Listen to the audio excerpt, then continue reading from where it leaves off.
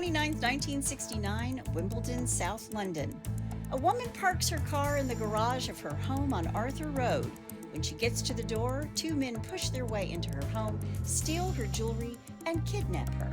Thinking she's the wife of a newspaper tycoon, they call the home later, demanding £1 million in ransom money. But there's a problem. These two men have kidnapped the wrong woman. What happens at first spanned months and has now stretched into 56 years of the biggest unanswered question of the case. Where did they bury her body? This crime changed British law and the McKay family forever, but what if the key to this murder isn't in the fields of Hertfordshire, where the police and the family has looked for years, but under a patch of earth behind an old East End tailor shop? This is the Wimbledon Kidnapping, the missing body of Muriel McKay.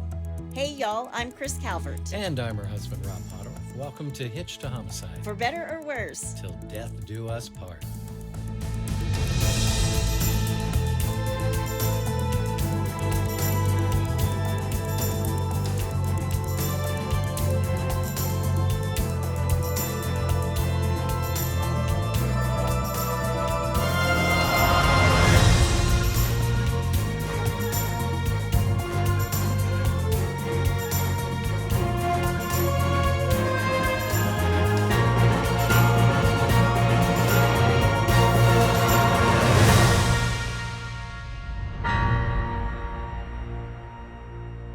Welcome back, everybody. Yes, welcome. And for our Welsh-speaking friends over there in the UK. He had no idea we were going to London today. No idea. We share a brain, which is kind of scary, at least on my part. Croeso. Very nice. There you go. Well, wherever you're listening, be sure to subscribe to Hitch to Homicide, then like, rate, and review the podcast so other people who love true crime can find us. And if you're watching us on YouTube, hit that subscribe button below. Yep. If you want true crime with us 24/7, 365, please go join our closed Facebook group, The In-Laws and Outlaws.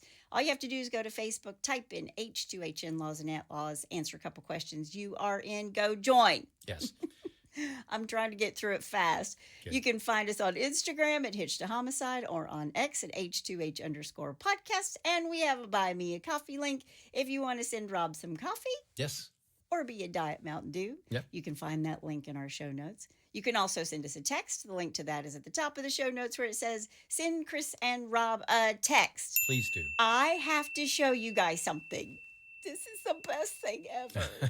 So, fan of the show, Dee Hopping. She is also a part of Writers on the River. I didn't get to go this year because I got sick, but she had this for me. No. That she made. I love it. And so she sent it to me in the mail, and I just wanted to say thank you, Dee, so much. It says, bless your heart for No. better or worse till death do us part. That's called foreshadowing.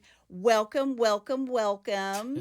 And can you get over that hand? I love it. She even got the blood dripping down. It's I will perfect. post a picture of this in the In-Laws and Outlaws as well, but I just wanted to give her a shout out and say thank you so much. And it's going in my office, not Rob's studio. I'm keeping it. Thank you, Dee. Thank you, Dee. Oh, I'm going to put it over here. Yeah. Hey, Right I there. also wanted to mention that I have a Christmas song that I've written. I never get to write anything for myself. I'm always writing projects or movies or whatever for everybody else. So I never get a chance to write for. I decided this year that I was going to take time out to write something for myself. So I wrote this Christmas song. It's going to be released this week or whenever on all streaming services: Apple, Spotify, Pandora, and all We'll the put a others. link to it in the Yes. In-Laws and Outlaws. And I'm going to put a link to it in the In-Laws and Outlaws. So that's my little Christmas present to my in-laws and outlaws people.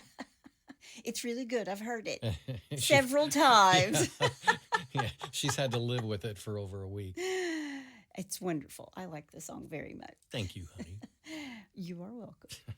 Before we get started, let me thank some sources. MurielMcKay.com, the BBC News, Crime and Investigation, Hello Rayo, ITV News, Persons Unknown, Sky News, The Independent, The Telegraph, The Mirror. You can tell we're in London and we're in the United Kingdom. Yep. Wikipedia, True Crime Central, Real Prime Suspect, and the Times Radio. You can find those sources and many others that I used. They're all in the show notes. All right. Well, you ready? I am. Let's do it. Muriel Frida Searcy was born on February 4th, 1914, in South Australia in the city of Adelaide. She married her childhood sweetheart, Alec McKay, in 1935 at St. Peter's Church, Glenig, I think that's how you pronounce it, with the reception at the home of her brother and sister-in-law. This was all in the newspaper, by the way, in 1914. Okay. Alec is 25. Muriel is 21. Now, Alec became a very successful newspaper executive. He started at Keith Murdoch's Adelaide News, and then he was with the Argus newspaper in Melbourne. And if the surname Murdoch sounds familiar, Keith, who hired Alec, was 94-year-old media mogul Rupert Murdoch's father. Really? Yes. Wow. Now, while Alec is rising through the ranks, Muriel was having babies, Jennifer, Diane, and Ian Alexander. But by the 1950s, Alec was poached by Hugh Cudlip to work for the Daily Mirror Group in England. And the Mirror was a hugely successful newspaper, and Alec was vital to their success. So much so, his former employer's son, Rupert, sought him out to hire him for a newspaper he had recently bought, The Sun, in late 1969. Now, together, Rupert and his good buddy Alec would relaunch The Sun to make it very successful, and Alec is really behind a lot of this. So Alec and Muriel are living a very comfortable life. They're doing well. They live in a beautiful home on Arthur Road in Wimbledon. Their 3 children are thriving, and they even have grandchildren at this point. Okay. It's just after Christmas, 1969, and because it's the holidays, Rupert Murdoch has gone to Australia to spend Christmas with his family. And while he's gone, he gives his blue Rolls-Royce to his number 1 guy, Alec, while he's away. And it's not just the Rolls, but the driver to go with it, because who would want to drive their own Rolls-Royce, right? I mean, come on. Where's my driver? Yeah, really, geez. Have some class. I know. I'm just out there driving my dirty black SUV. What the heckin' heck, man? It really is dirty. We've had so much snow. I was getting in the car the other day, and I was like, I'm ashamed of myself. And it's snowing right now. It is snowing right now. But you all, Rob and I both have black cars. You know, have you ever heard that if you drive a black car, you like to be in control? I think it's probably true. But his is always clean, and mine is always dirty. So what does that say? That mine's always clean. Yeah. He gets anything on his car, he goes and washes it. And I'm like, maybe I better wash this. And then I just drive it some more. You know that car wash is just right down the street. I know. What if someone would take my car for me? But how would I drive mine now? Oh, okay. But while the Rolls is with Alec, he has the driver take his wife, Muriel, to an appointment. And what no one knows is there are 2 brothers who know this car, and they've been following it, Arthur and Nizamodeen Hosein. Now, they know this Rolls-Royce belongs to Rupert Murdoch, and these 2 brothers have seen Rupert Murdoch interviewed on television and heard about the big money that he has and how he's bought the Sun. And when these 2 see Muriel getting in and out of this Rolls-Royce, they believe that she is Rupert's second wife, Anna de Peyster. And these 2 decided they were going to kidnap Anna and hold her for the ransom of £1 million, which is around 13 million American dollars in today's money. Yes, let me do my best Dr. Evil. $1 million. $1 million. $13 million. This Rolls-Royce pulls up to Alec and Muriel's home in Wimbledon, and these 2 geniuses see this big house and this woman getting out of the Rolls, and they're like, this must be the place. She's the one. She's their target, Mrs. Rupert Murdoch. Alarm system has been deactivated. Out. Roger that. Now, these two, Arthur and Nizamodeen, I'm going to try to get his name right every single time. Nizamodeen Okay. are from Dow Village, Cova, Trinidad and Tobago, where they lived with their mother and father, Shafi and Seraphan. And these two also have an older brother named Adam. Now, there may have been. Wait a minute. You've got all these names, then the last one's Adam. I know, but it's kind of like my brother Daryl and my other brother Daryl. I'm Larry. This is my brother Daryl. That's my other brother Daryl. Yeah, it's kind of like that. All right. This is Daryl and Daryl, my other brother Daryl. Now, there may have been other siblings, but for the purpose of our story, I'm only going to talk about these three. Nizamodeen Hosein goes to live with his brother Adam in Thornton Heath, London in the summer of 1969. But he moves in with his other brother, not Daryl, Arthur, who lives at Rooks Farm with his wife and 2 children. Again, it's like my brother Daryl and my other brother Daryl. Arthur came to England in 1955 and worked for a tailor's cutter, but his dream was to become a landowner. So in 1968, he borrowed heavily to buy Rooks Farm, and he plunged himself into debt. Now, no one knows if this is the reason why he's about to do what he's going to do with his brother. But on the afternoon of December 29th, 1969, Arthur and Nizamodeen are driving in Arthur's dirty blue Volvo. Lots of blue cars. A dirty blue Volvo, which is probably indicative of my car, and a very clean blue Rolls-Royce, which is more like Rob's car. Just trying to give you a visual. Okay. But these two park on Arthur Road and wait for who they believe to be Anna Murdoch. But it's actually Muriel McKay.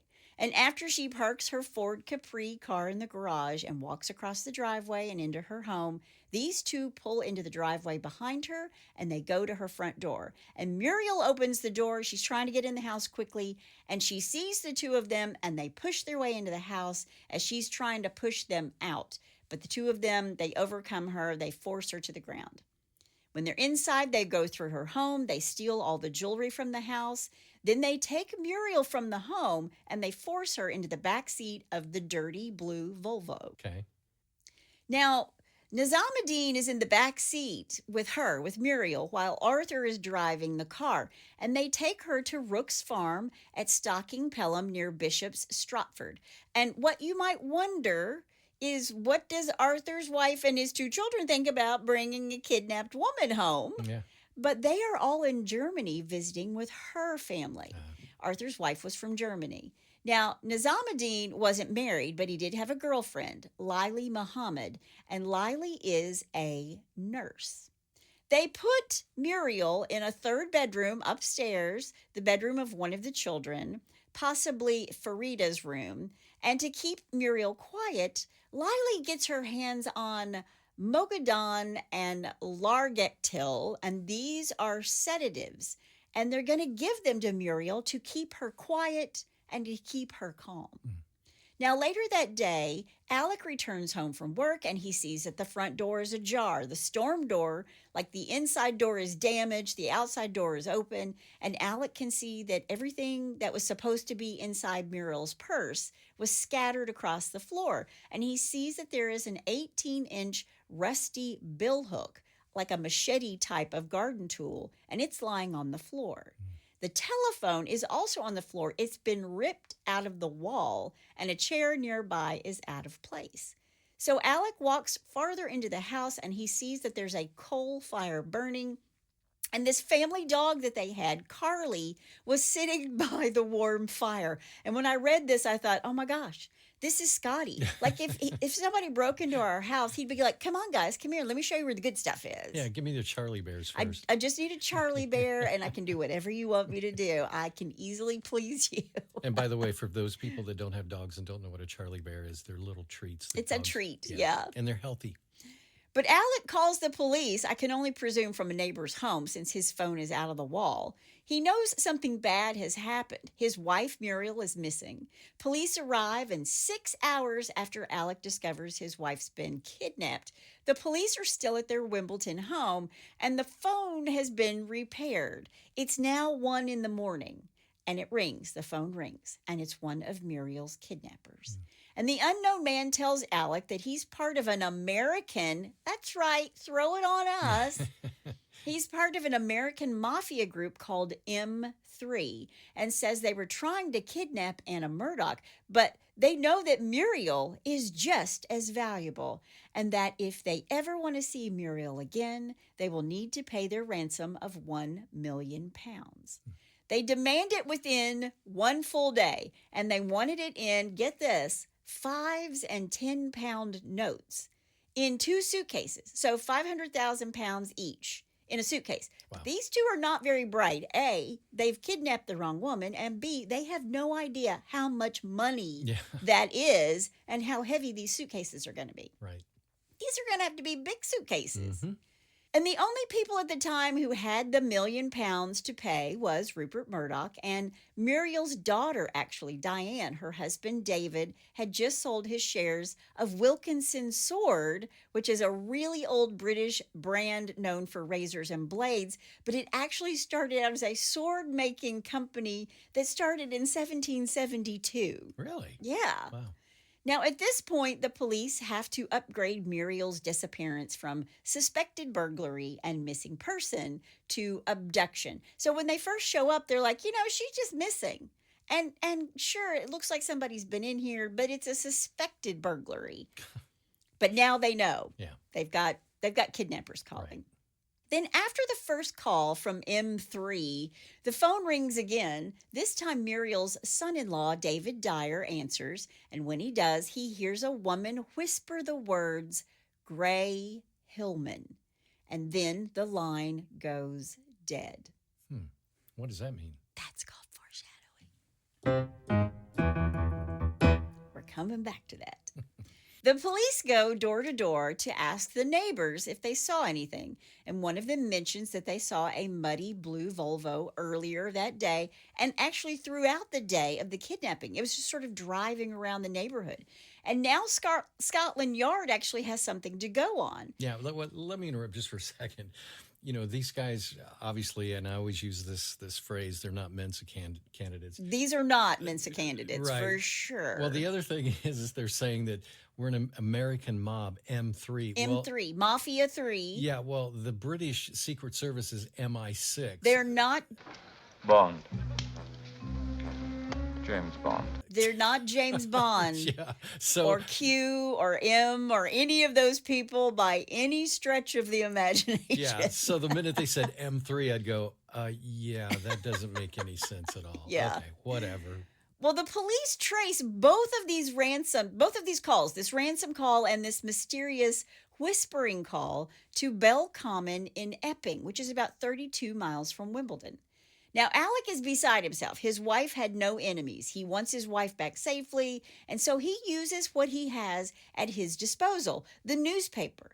And he says in the paper, what can I do? I'm only asking the cooperation of everybody who may be watching or may be listening or may be reading to please help us to get her back again, end quote. And the kidnappers call again saying that Alec would soon get a letter from Muriel to show proof of life. And they're like, dude, where's our $1 million? Yeah. And he's like, dude, tell me where to drop it off. You guys are like all over the place. Yeah. I mean, it really is a little bit, it's kind of like the Keystone Cop. No, not Keystone Cops, Three Stooges.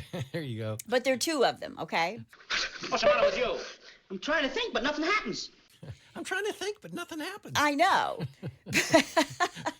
Now, while all of this is going on, the McKay family and Alec, they're planning on, he's going to use everything he has. And that's the newspaper. Right. So they're going to put themselves center stage in the middle of the spotlight of the entire world, hoping to get Muriel back. And according to the police at the time, this made it really difficult because Alec was kind of running the investigation through the newspaper. Like when they showed up that night that Muriel was missing, the editor of The Sun, Larry Lamb, was already at the Wimbledon home when the police arrived, and he had with him a photographer and a reporter. And here's the problem that police are going to have with this. They want to control the narrative for obvious reasons, but instead, Alec is pretty much running the amount of information that is being given to the press. Right. And this causes problems because they ask for help. And that meant that every Tom, Dick, and Harry were calling into the Metro Police Department giving information. And of course, the police have to vet all of these. I even read that Alec put his phone number and the police phone number in the newspaper saying, call us. If you know something, if you saw something, call us. Right. And you can't blame him. I mean, he's doing everything he can think of. Yeah. I mean, he had this at his disposal. I mean, he's part of this newspaper. Why wouldn't he use it? Yeah. On December 31st, a letter shows up at the McKay home. The postmark is Tottenham, which is about 19 miles away. I'm sure I said that wrong. Somebody's going to email me. From where they are in Wimbledon. It's written by Muriel. It is in her hand, and it says, quote, "Darling Alec, I am deteriorating in health and spirit. Please cooperate. Excuse the writing. I'm blindfolded and cold. Please keep the police out of this if you want to see me. Muriel." Wow. Now, because of all the press coverage, the kidnappers, Arthur and Nizamodeen, they see Muriel's daughter, Diane, on TV. And so they call back and they're like, we want to talk to Diane. We want to talk to her. Mm-hmm. And they do ask for her every time they call back. And they're going to be like 17 or so phone calls, information or ransom calls. And many of the calls were taken by Muriel's 27-year-old son, Ian, at the time. And he would use his father's dictaphone to record these calls. And there were plenty of calls that were hoaxes to the family as well. Sure. And part of this was, that they had listed their phone number in the headline, right? Yeah.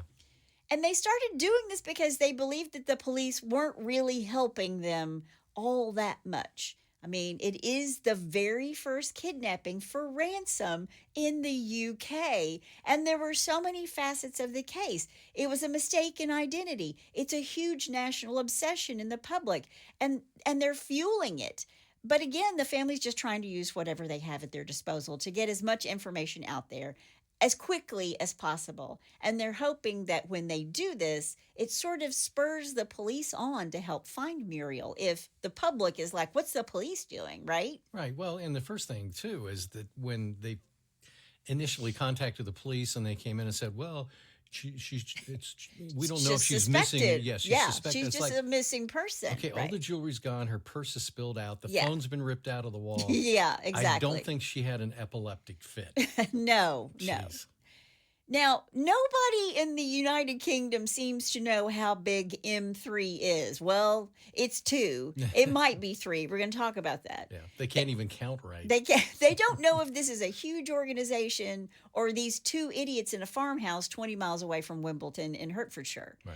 Now, after the first letter arrives, it is leaked to the press, which caused all kinds of problems, including tons of supposed sightings of Muriel. And the family did not leak this letter. The family believes that Scotland Yard leaked the letter. So they're kind of like butting heads through this whole thing. Yeah. And it's not going to go away. So just hang on. I wonder what the advantage Scotland Yard thought it was to release that letter. I don't know. Wow.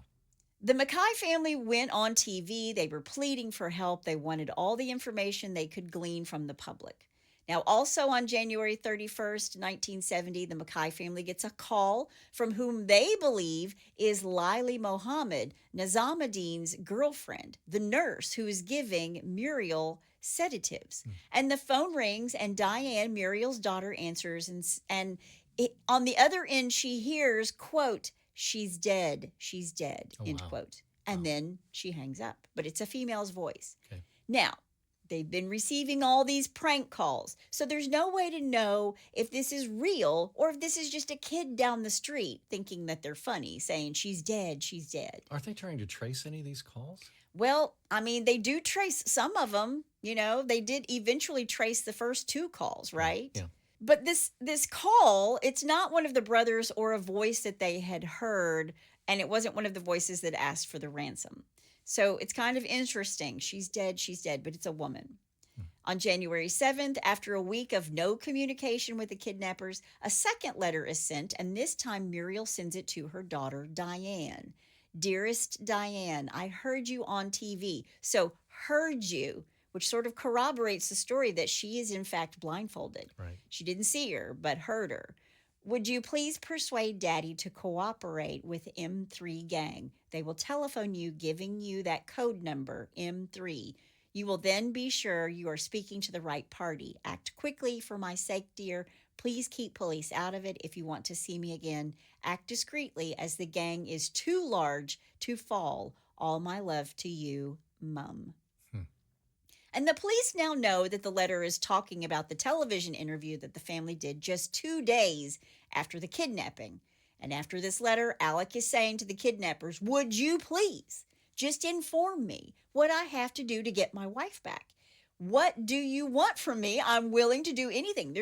He knows they want this £1 million and they want it in 5 and 10 notes, but give me some instructions and I will guarantee that I will make sure that she was, you get the money and she can come back to me. Sure. Yeah. Now, before we go much further, this kidnapping is going to go on for about 6 weeks, where they will send letters and they will send pieces of fabric from Muriel's clothing. They're trying to show proof of life. And on January 30th, over a month after the kidnapping, the brothers call the McKay home demanding the money in these 2 lots of £500,000. They want the bills in $5 bills or $5 notes, tons of actual cash, right? Mm-hmm. Scotland Yard puts it all together into 2 different suitcases, but not all the money is real. Alec puts his own money, real money, on top of a bunch of fake bills. And they want the kidnappers to think that it's all real. Oh, smart move. It is kind of.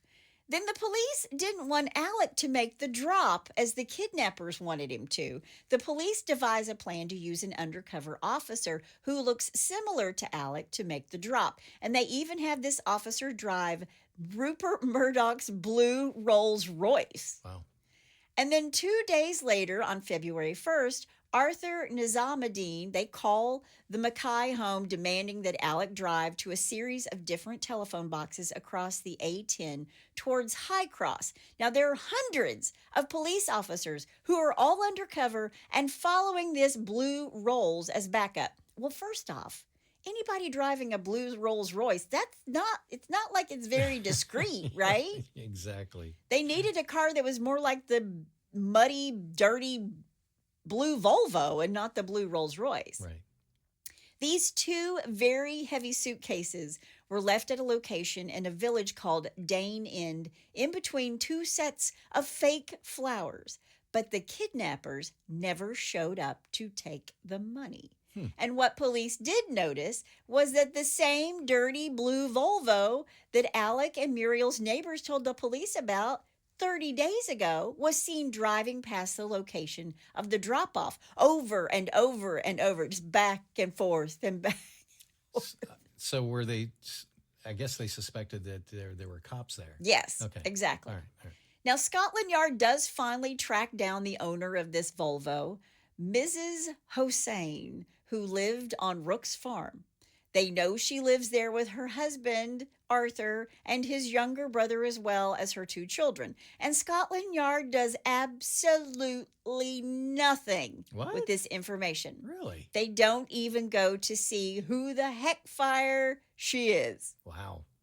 On February 6th, Arthur and Nizamodeen say they spotted the police when they dropped off the suitcases, and now they want Diane McKay, Muriel's daughter, to be the drop-off person, and they want her to come alone. So this time, 2 officers are going to dress up, this time as Alec and Diane, and it's not a female officer. There's a man in tights and a wig pretending to be Diane. Could you make me a woman? Honey, I'm so happy. And I had to think the cops were like, okay, you drew the short straw, suit up, here's your skirt and tights. The dead giveaway, though, was that the Diane character had a beard. Hopefully not. But Yeah. knowing the way this police investigation went, possibly. At 3 p.m., the blue Rolls-Royce leaves Wimbledon and heads to Church Street in Tottenham. There's one officer in the trunk. He's in the boot of the car, of all places. Now, these 3 are told to answer the phone on Church Street at 4 p.m.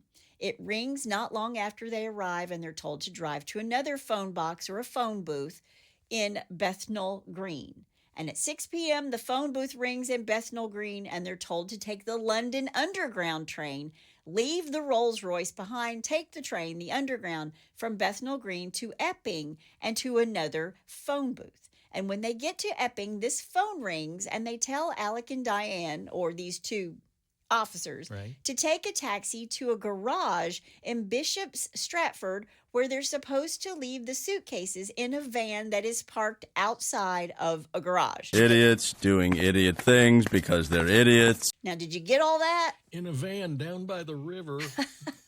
I'm Larry. This is my brother Daryl.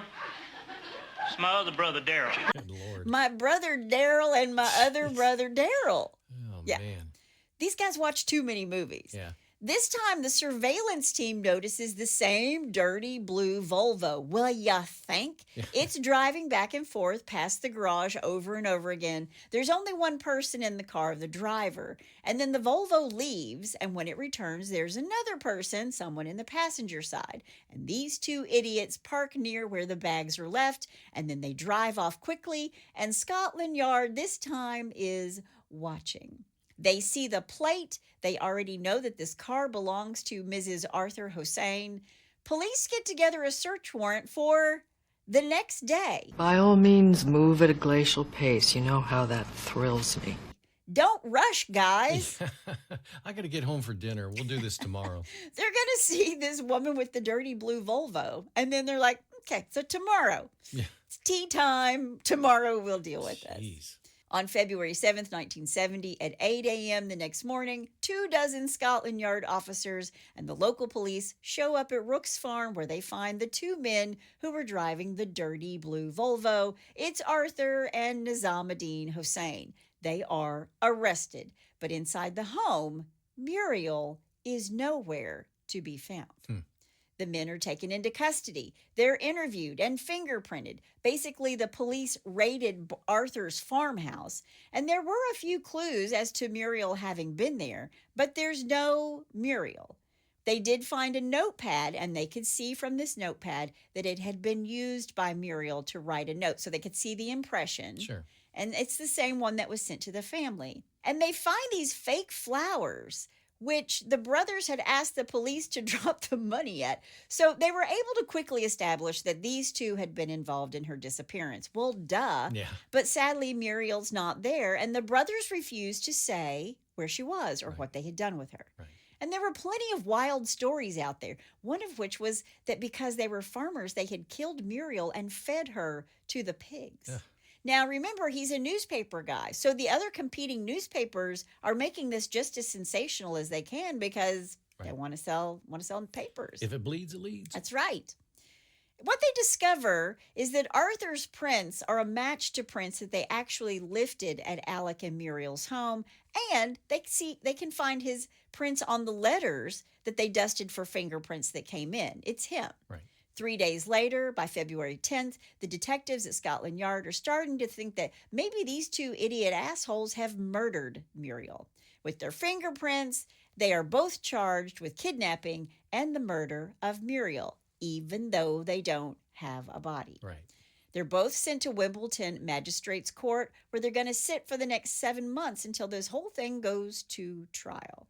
On September 14th, 1970, the brothers go on trial at the Old Bailey. I love how they give these places names. You know, we're just like at the courthouse, the county courthouse. Yeah. They're at the Old Bailey. Yes, the Old Bailey Magistrate. You need to say it with a British accent. Oh, the Old Bailey Magistrate. There you go. I don't think you're from the posh part of London. No, I was more toward Australia, I think. I'm not sure. That's not a knife. I thought that was more Cockney than anything, but okay. Well, it sort of fits me. It's true. It fits us both. Now, you would think these two, they're brothers. You'd think they'd band together. Yeah. No, each of them is trying to shift the blame to the other. They're throwing each other under the bus. Who did it? He did. Of course they did. Nizamodeen Hosein admits that he stalked Rupert Murdoch's car for 7 weeks. He stalked it for 7 weeks and they kidnapped the wrong woman? Seriously. But after 7 weeks, he takes this plan to kidnap Rupert Murdoch's wife to the next level. Okay. So they both say, we're not guilty. I'm not guilty. He's guilty. They blame each other, but they're both convicted of murder on October 6, 1970. Wow. And they each receive a life sentence for the murder of Muriel and even more years for kidnapping and obstruction of justice. So in I'm going to interrupt, sorry. In the UK, especially during that period of time, they didn't go by the no body, no crime. Well, that's what I'm getting ready to tell you. Okay. The judge sentenced them both to life in prison, and this case is one of the earliest examples in the United Kingdom of a murder conviction without a body. It changed the law. And after this, the McKay family searches for Muriel for decades. Wow. Their mother and wife is more like a ghost to them now. And Diane said she remembered looking at Nizamodeen in court at the Old Bailey and just feeling such hatred for him. This man who'd taken her mother away. I can only imagine. Yeah. But they were also charged with burglary, kidnapping, and murder, and they're sent off for life. Good. And I can only suppose that these two geniuses, their thinking was, we just have to keep quiet because without a body, we're still in the clear here. I mean, as long as there's no body and we say we didn't do anything to her, but they're still convicted, maybe they can get out on parole at some point. But they're at least going to be in jail for 20 years. Okay. Now, while in prison, Arthur tried and failed to be paroled. Just like I said, he was thinking, no body, we didn't really do it. I'm going to try to get paroled. He attempted suicide several times. He basically had a psychotic break and was sent from the prison to a secure psychiatric hospital. He died in this hospital in 2009. Nizamodeen served 20 years of his sentence before he is paroled and deported back to Trinidad. And before he leaves the UK, he gives no indication as to where Muriel's body is buried because he continued to deny murdering Muriel. So he admitted to stalking Rupert Murdoch's wife, but he didn't kidnap and kill her. He didn't do that to Muriel. It just doesn't make a whole lot of sense. Yeah. Muriel's family, all these years later, still don't know what happened to her or where she is, where her body is. And Muriel's husband, Alec McKay, he died in 1983. And after the conviction, he came out of the courtroom and he said, all I want is a place where I can lay some flowers for my wife. It was something that Alec McKay would never get to do. Muriel's body was never found. And for the police, the case was like, case closed. Yeah. We've convicted the killers. We don't have a body, but it's okay. We put them away. Yeah. We're done. Yeah. But for the family, the loss and the horror of not knowing lingered on. And then a documentary is made through Caravan Media and Sky Production Companies in the summer of 2021 called The Wimbledon Kidnapping. And toward the end of this true crime missing persons documentary, Nizamodeen Hosein, who the documentary filmmakers have managed to track down, he's just living in squalor in Trinidad. He's got no front door. The house is infested with like snails, basically, partly because of what he was convicted for. He's sort of shunned by his local community there. But they track him down. But the people who are living around him sort of see him as an embarrassment. But in this documentary, he says that there was yet another brother, Adam, who was older, that both Arthur and Nizamodeen used during this crime. He says that he was very afraid of his older brother, Adam. So did Adam, was he like the mastermind of the whole thing? He was never charged. Adam was never charged with anything by Scotland Yard because they looked into him, but he had an alibi. Then at the end of this documentary, Nizamodeen says that someday he'd like to locate the body of Muriel so he can give the family closure. In November of 2021, after this documentary is released, Muriel's grandson, Mark Dyer, wanted to get in touch with Nizamodeen through an attorney in Trinidad. They see this documentary and they're like, there he is. Yeah. We got to go find him. Right. So he contacts Trinidad attorney Matthew Gale, and Matthew agrees to be his liaison to the killer of his grandmother. And here's what Mark Dyer wants. He wants to have a proper burial of his grandmother's remains before her next birthday, before her 107th birthday on the 4th of February, 2021. And how old was she when she was kidnapped? 55. Okay. Now, that same month, Matthew Gale reaches out to Nizamodeen Hosein on behalf of Muriel's entire family. And Muriel's grandson offers Nizamodeen 50,000 pounds if he would tell them where his grandmother's body is buried. And they even said, look, you're going to need your own attorney for this transaction, and we will even pay for that. And Nizamodeen goes and he signs this settlement agreement, but then he changes his mind and says that he doesn't want the money. He wanted to help Muriel's family gain some closure before he died. The next month, December 2021, the Trinidad attorney, Matthew Gale, works with Nizamodeen's attorney to try to locate Muriel's burial site. They show Nizamodeen these CGI structures in virtual reality. Now, remember, he's been in prison for like 20 years, and suddenly they're showing him virtual reality stuff. Right. So the structures on what used to be Rooks Farm, which, by the way, is so different from what it was in 1969 when they kidnapped her and murdered Muriel. I'm sure it was. Yeah. In this same month, the press catches wind of what's going down, and they interview Nizamodeen, and being the only person involved in the kidnapping that's still alive, he says that Muriel died of a heart attack while she was watching her family being interviewed on television. So let's back up. It's at this point that the family learns that Muriel was being plied with sedatives. And remember, Nizamodeen's girlfriend was a nurse, and she was giving her these sedatives, and some of the stuff that she was giving her was actually a first generation antipsychotic and mild tranquilizer. Wow. So he thinks that she had a heart attack, and this could have been what caused her heart attack. If that is her cause of death, they could have easily OD'd her. Sure. And Nizamodeen said that when Muriel died, his brother got very angry, and he wrapped her in a coat and walked out through the kitchen, and then very specifically described how many steps he took to the fence 3 feet away from the hedge. He said he dug a hole about 5 feet deep, and he buried her in a coat. Now, the family has an idea as to where Muriel might be buried, according to Nizamodeen. They don't have a precise area, but a rough estimate. So the McKay family goes to the police to say, look, we need you to reopen this cold case. He's telling us her body is at Rooks Farm, and they demand that they conduct another forensic search.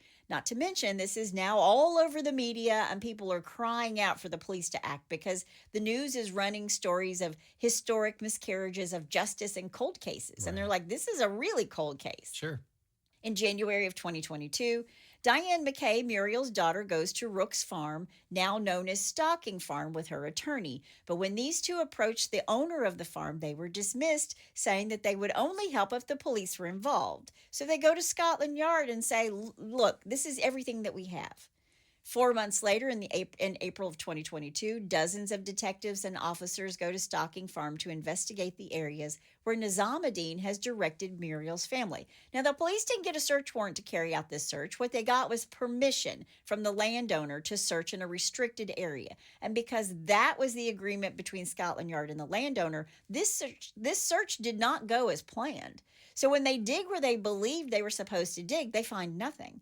So then the police get in touch with Nizamodeen while they're at this site looking around.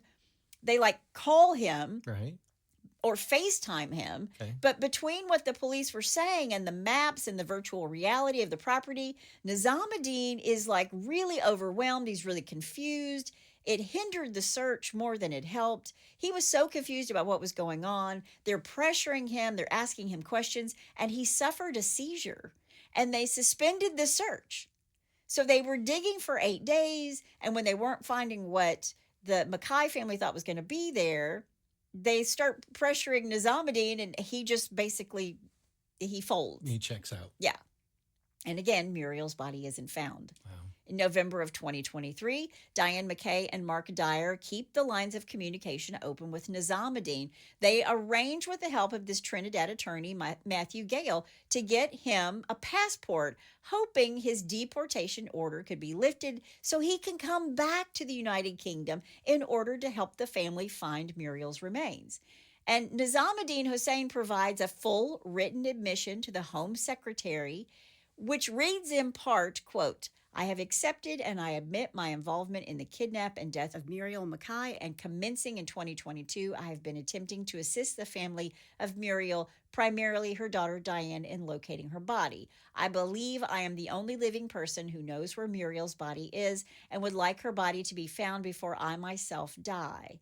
He goes on to say, quote, I am therefore asking that you assist me in being given permission to return to the United Kingdom for a short period of 7 to 14 days for the sole purpose of facilitating my assisting the family of Muriel McKay in obtaining much needed closure, end quote.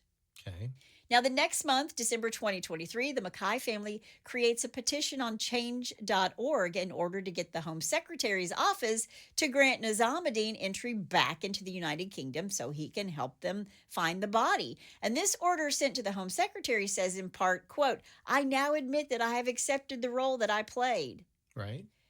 My brother and I kidnapped Muriel for the purpose of holding her for ransom at Rooks Farm. My brother and I kept Muriel against her will for 2 days. I cannot say now exactly how long we had her, nor can I recall the exact order that things happened. It was a very long time ago. One evening, Muriel came downstairs with me and my brother Arthur, and we were watching TV. Her family was on the screen, and someone had made an appeal for her. It was at this time that I noticed that Muriel had collapsed. I later realized that she had died, and I have speculated since this time that she died of a heart attack. Well, you are just an idiot. So the fact that we have to listen to you diagnose what happened kind of boils my blood a little bit. Sure. I carried Muriel's body outside and through a wooden gate at the side between the barns. I recall walking toward the fence and burying her body approximately 3 feet from the fence to hide her.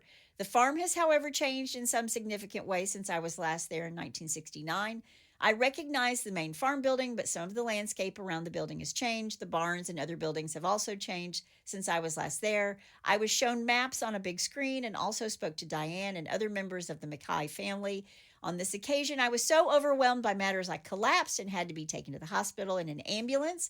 I'm aware the police carried out an investigation at Rooks Farm. However, the location that was exhumed was not where the body was buried. And while at the site, I attempted to speak with the archaeologist. However, the connection quality was not good, and I was very confused by what I was being asked and what I was being shown. It was after this experience that I realized that it would be most helpful if I could return to Rooks Farm to better show the police and the McKay family where I hid Muriel. I only was, and my only wish is to help the McKay family by helping them find Muriel's burial place so they can finally be at peace, end quote.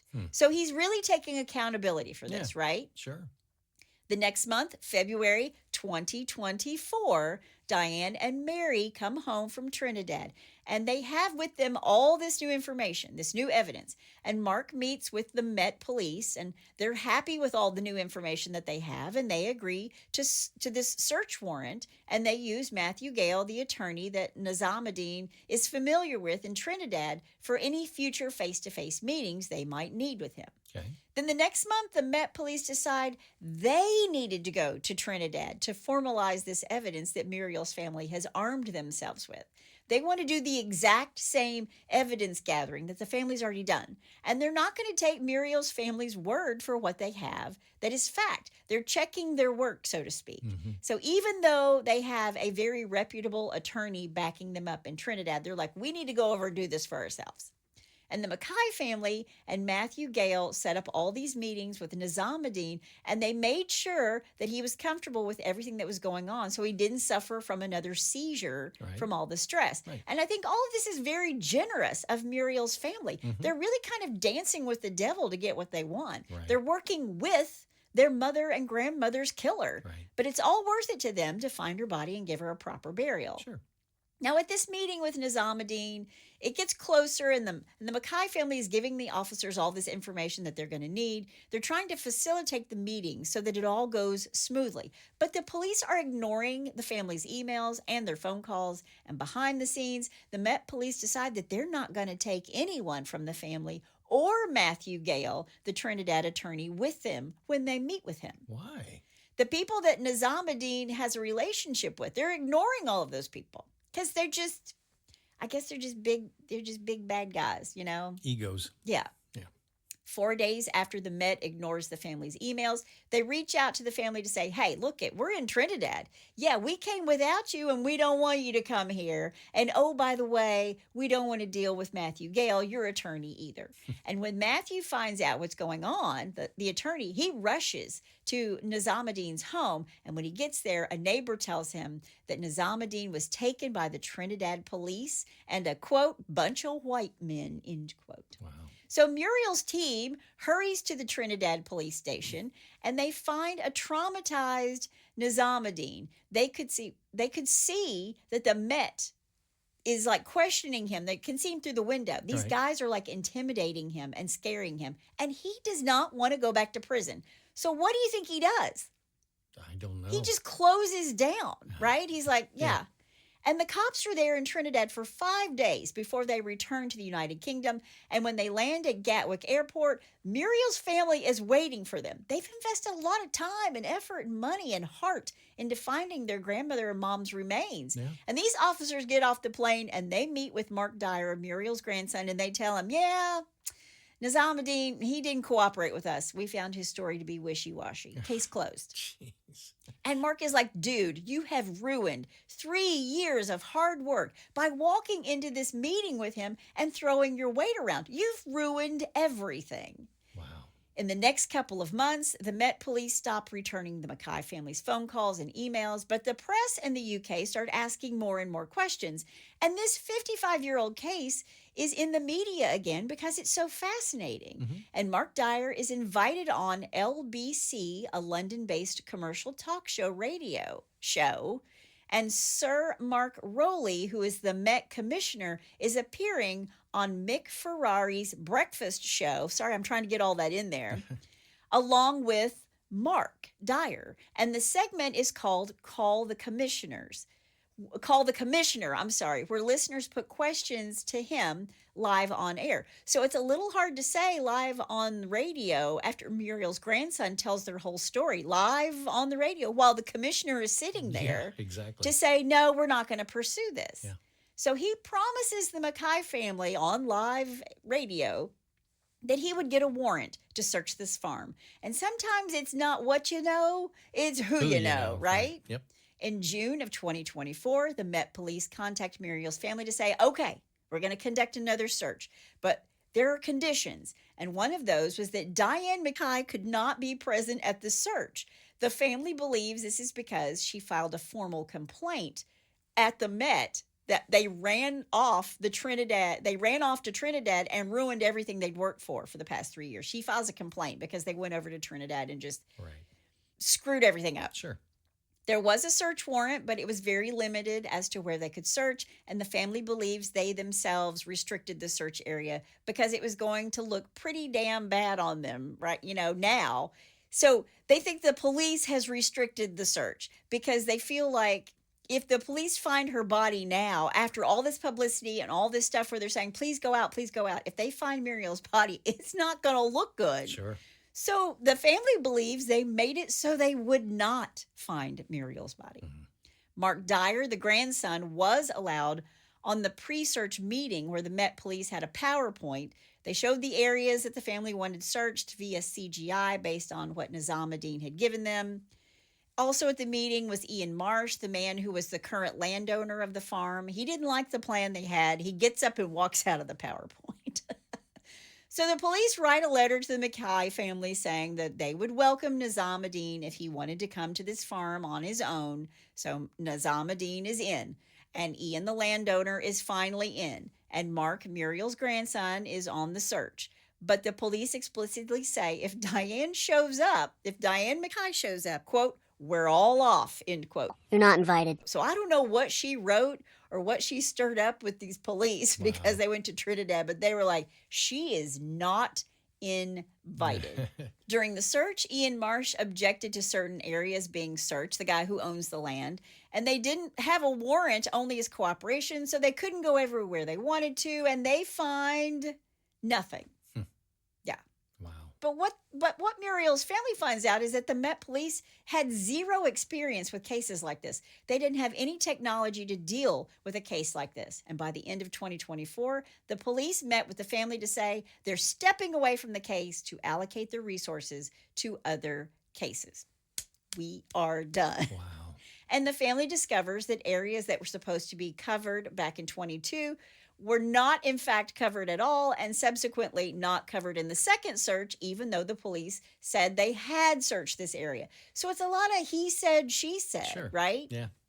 Then this past June of 2025, Muriel's family offered a $1 million reward, which was funded by a private benefactor that matched the original ransom for anyone who could bring forward solid leads or evidence that would result in Muriel's remains being found.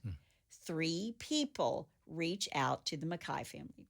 Number 1, a woman living in a care home on end-of-life care, so she's in hospice, recalls that around the time of Muriel's disappearance, her neighbor had been digging in the patio area behind 53 Buntingford High Street in the middle of the night.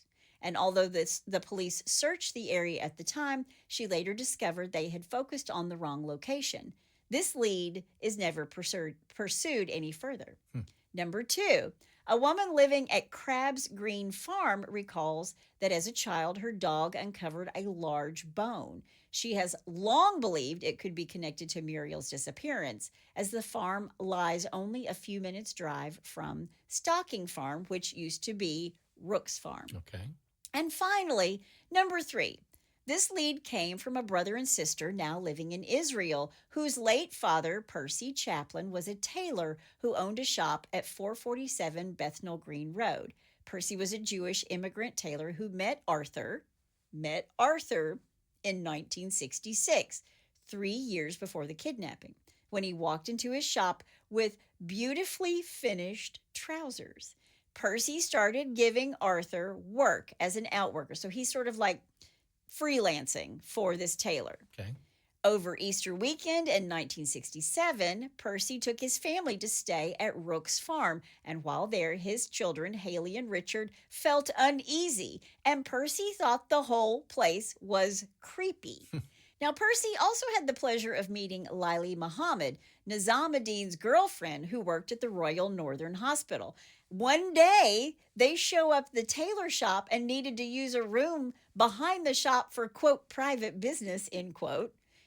During the time of the kidnapping, Arthur Hosein was employed there, along with another man who was a Polish ex-army tailor and World War II soldier. Okay. You can't make this stuff up. I need a program to follow all the I players. know. His name was Jan, and Jan had keys to the shop. And before his death, Percy shared a story with his children, including 8 pages he'd written down after 1969, instructing them not to reveal it until after he had passed away due to potential repercussions. And here's what he said. Before Muriel's kidnapping, Arthur repeatedly boasted to him that he was planning to kidnap someone famous. Then on the night of the kidnapping, the 30th of December 1969, Arthur never delivered an item to a client. And because Percy was worried and he needed this item going to their client, Arthur was working on this. Percy asked a friend who drove a gray Hillman to take him to Rooks Farm to pick up the suit or the pants or whatever it was. Right. Gray Hillman. Ah. Those were the 2 words that That's were right. whispered in the phone call that they now believe was Muriel. Wow. When they get there, the farm was dark. There are no lights on, no answer at the door. And looking up at the house, Percy saw a face in the top bedroom window, which he later suspected was Muriel. And David Dyer, Diane's husband, answered the call that night, right? Yeah, Gray Hillman, before the line goes dead. Right. A few days later, Percy Chapman returned to the shop and was approached by Jan, who offered to sell him jewelry, expensive jewelry. Oh, wow. that Percy later believed probably belonged to Muriel. Sure. Then one morning in late January 1970, Percy noticed a terrible stench coming from under the stairs in the shop.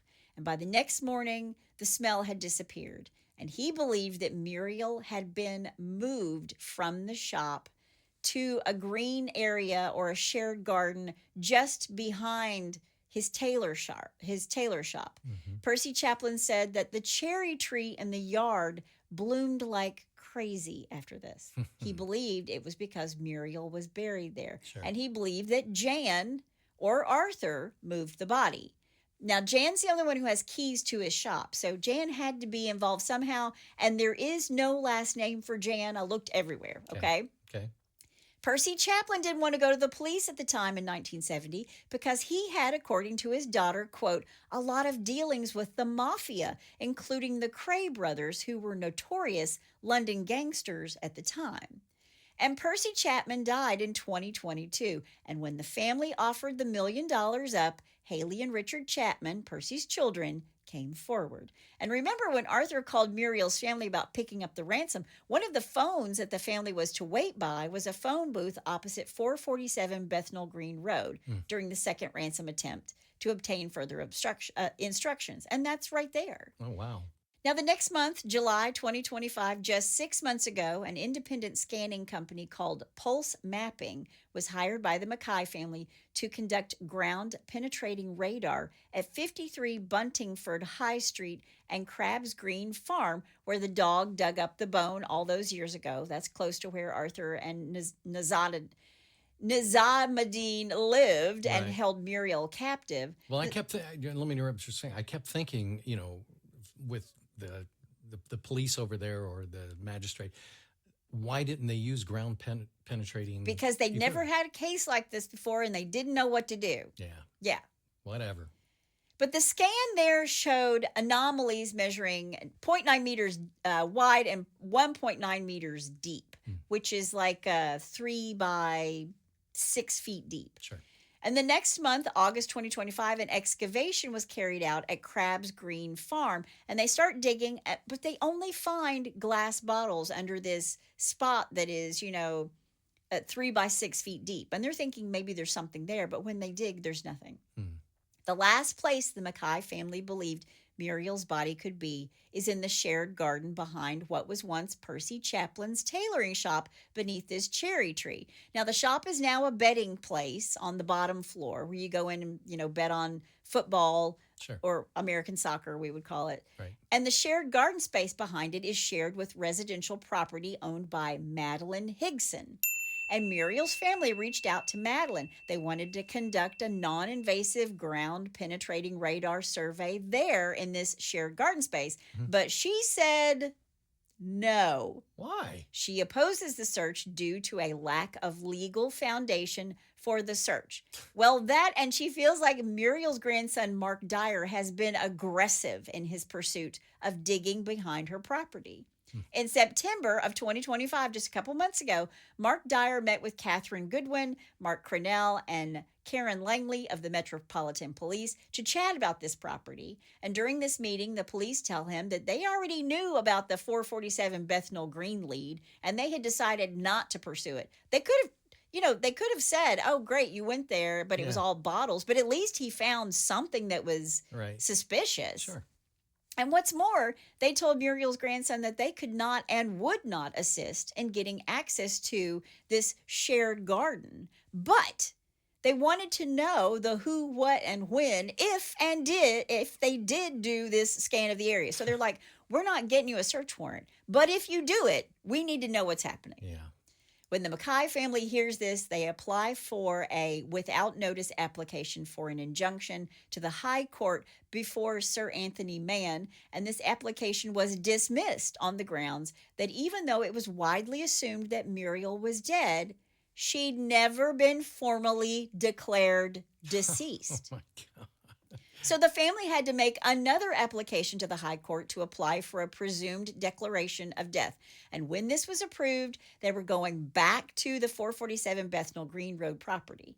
Now, last month, on November 10th, nearly 56 years after Muriel was mistakenly kidnapped for Rupert Murdoch's wife, she's officially declared dead. So they finally get that to happen. Sure. And the McKay family then met with Percy Chaplin's daughter, Haley Fraze, the last week of November. And just a week ago, Justice Richard Smith refused permission for a ground-penetrating radar survey to be conducted at the shared garden of the two properties in East London. But the McKay family is not giving up so easily. They want an injunction so they can conduct the survey in the back gardens. Right. And Mrs. Higson's attorney has said, quote, sympathy, however deeply felt, cannot displace the requirement for a proper legal foundation for the relief sought. The applicants have not identified any authority establishing that personal representatives possess a common law right to enter private property to search for remains, let alone to obtain a mandatory injunction compelling such access. The applicant's stated objective of providing evidence to the police could be achieved by the police themselves conducting a scan if they considered it appropriate. The fact that they have not done so is telling, end quote. Yeah, it's telling a lot of things. So they're at this stalemate. The police is like, we're not stepping in and getting you a search warrant. And this little old lady's like, if they don't think it's important enough to do that, there must not be anybody there. Wow. But yet this story from Percy is so compelling. It's like, of all these places she could be, this seems like the most likely. Right. So this property owner is saying these are private family members who want this and not the police. And if it was the police, I would cooperate. And when it is the police, I will cooperate. But they're not looking to search the area. And on top of that, Chaplin's daughter has been questioned by the press about this $1 million reward. They're like, you're only stepping up now because you want the money, which she has said she doesn't want. She's 64 years old. She only wants to help this family out. Right. Muriel's daughter, Diane, who is now in her 80s, just wants to know her mother's remains are put to rest before she dies. And the family has offered the homeowners a, quote, temporary decamping, end quote, to a hotel during the survey if they want. So they're telling this little old lady, we're going to put you up at a beautiful hotel. And we're going to make everything right. We want to make this as convenient as possible for you. But we just want to know if our mother and grandmother is there. Right. Yeah. Wow. Yeah. It's sad. Yeah. The judgment was just that, although Muriel's kidnapping and murder was a, quote, abhorrent crime, end quote, his task was to consider the case objectively and that the claimants had not shown an immediate need for such relief or why normal pretrial procedures should be bypassed. And he also stated he was not persuaded that even if a radar scan was carried out, it was likely to produce clear or conclusive results that would justify the order that they sought. And the judge went on and further said and indicated that even aside from the legal test, he would have rejected the application because of what he described as the family's, quote, egregious and appalling, end quote, conduct toward Ms. Higson, including, quote, threats, deception, dishonesty, lies, bullying, and harassment, end quote. So they're saying that Mark Dyer is harassing this woman because he just wants to bring in ground penetrating radar to a shared, by the way, garden, which the other property owner is like, come on in. Yeah. Yeah. Wow. And it's just because she doesn't like the way apparently he has done this. Jeez. So according to some sources, Mark Dyer used misleading approaches to her property. He contacted her repeatedly. He pressured her. He caused her distress. There aren't any specific examples given, but I guess Madeline didn't like being pushed around. And honestly, I see both sides. Muriel's family has put in so much work to find her, but it is partly Madeline Higson's property, and she doesn't want anything to do with this. Now, as a result of the ruling, the family cannot compel a scan, and they've just got to pursue ordinary civil procedures. They just have to keep going back to this. And their lawyer even placed on the record an apology to this woman saying, we're sorry. We just very much want to find Muriel. Yeah. So for now, we wait. And if Muriel's family does gain access and the authorities do find remains, I will come back and let you know. But for now, that's all I have to say about that.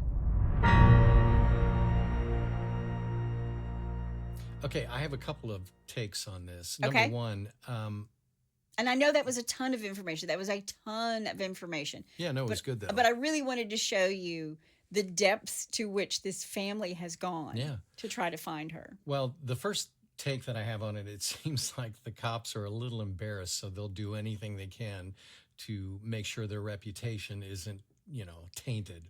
Yeah. Basically. But no, this case is 56 years old. So these police officers are having to answer for what guys did a long time ago. Yeah. And well, that's my first take. Yeah. I'll leave it at that. Second take is, if I were the family of the grandmother, the mother, I would get together with the other neighbors of the shared land and ask for their permission to put flowers underneath that cherry tree all the time. Like, just stack them up and keep going until this other lady says, okay, fine, come in, stop doing that. Yeah. I mean, I suspected that the McKay family has even said, look, lady, we'll buy your property. We'll just buy it. We'll buy it from you. Yeah. But, she's just not... She's not budging. And she's like, kind of like, I don't care who you are. And again, I see her side of it. Maybe they kind of bulldozed her a little bit because they got to something that was like so compelling. Yeah. Hearing, the gray car and, hearing about the gray car. I can't remember the name of it now because it's not an American style. But those two things are pretty compelling. Sure. And Percy's story is pretty compelling. Yeah. So... of all these people who've talked, even Nizamodeen, who is like, yeah, she's out on the farm. No, dude, did they even include you in this part of it? Yeah. Percy was really more believable than anybody. Right. Well, hopefully we will get some updates here very soon. It's very exciting. I mean, it's an ongoing case that's happening right this second. So, right. Well, we'll look forward to updates, but in the meantime, let's do some really bad down dates with a little Bless Your Heart. Well, bless your heart. All right, number one, I'm calling Zig Ziglar would not be proud. You know what? I don't know if people still read Zig Ziglar books. Those are from like the 70s and 80s. Yeah, we'll leave that for our older listeners. Okay. A man was arrested after trying to break into a Tennessee jail with a pocket knife. He was trying to get in, not out? He actually made it over the razor wire to get into the jail, but was stuck and couldn't proceed forward or climb back out and was captured. When cops searched him, they found his pocket knife and a bag of meth. Oh, he had a delivery to make. Allegedly, he was trying to break into the jail so he could drop off the meth. He now faces charges for drug possession, criminal trespass, and introduction into a penal institution. Oh my gosh, can't he just like throw it over the fence to somebody? Wait, he said penal. Okay, number two. Gosh. Number two, how'd that get in there? Lincoln, Nebraska, a Grand Island man was recently arrested by Lincoln Police Department after officers found him asleep behind the wheel, blocking traffic. Oh, wow. Yeah, officers were dispatched to a stalled car in the area of southwest of 40th and West O Street. And then in Lincoln, Nebraska, right? Yeah, exactly. Okay. Responding officers found a gray BMW stopped in the westbound lane of traffic, and as they approached, they saw an unresponsive man in the driver's seat with a vial in his lap. You can't trust those guys who drive BMWs, especially ones that are really clean. I'm sorry. LPD said officers were able to wake the driver up and believed that he appeared to be on drugs. The vial in the driver's lap is believed to have contained cocaine. Okay. Officers found $1,370 in cash, including bills rolled up with cocaine residue on them. I thought cocaine jacked you up, not put you to sleep. I don't know. On them belonging to the driver. Okay. Baggies and a large bag with 3.2 grams of cocaine were also found, according to police. Caliph Blanco Vasquez, 22, from Grand Island, was arrested. Blanco Vasquez is facing possession of a controlled substance with intent to deliver charges, possession of money while violating drug log possession, no proof of financial responsibility, driver under revocation, and no proof of ownership charges. Oh, maybe it wasn't even his BMW. Who knows? All right, number three, and finally. And this is from my best friend from high school is Tom Milligan and his wife Marty, who I love dearly. We both do. sent this to me, and I had to put it in, even though it's a little different from what we usually do. And I'm calling this, He's Such an Animal.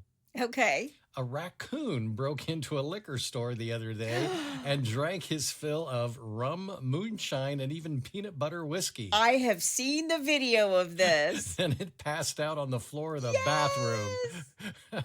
They found him in the bathroom, passed out. Is that not hilarious? Yep. Bless his little raccoon heart. The raccoon entered the ABC liquor store in Ashland, Virginia, through the ceiling early Saturday morning. Quote, "It wreaked havoc," said Carol Meyer, the public relations manager for the Virginia ABC. Quote, "It broke several bottles and consumed the spirits," unquote. In addition to the rum, moonshine, and peanut butter whiskey, the raccoon also got into some vodka and seasonally appropriate eggnog. Of course he did. She also said, "If you have not tried it, peanut butter whiskey is excellent," Miss Meyer said. The raccoon apparently agreed. So there you go. The picture of this raccoon passed out in the bathroom is hilarious. It is so hilarious. You know what the moral of the story is? What? Keep the raccoons out of your attic. Yeah, there you go. I'm just saying. Well, if you have a bless your heart or you know a raccoon who's out there for a good time, Party!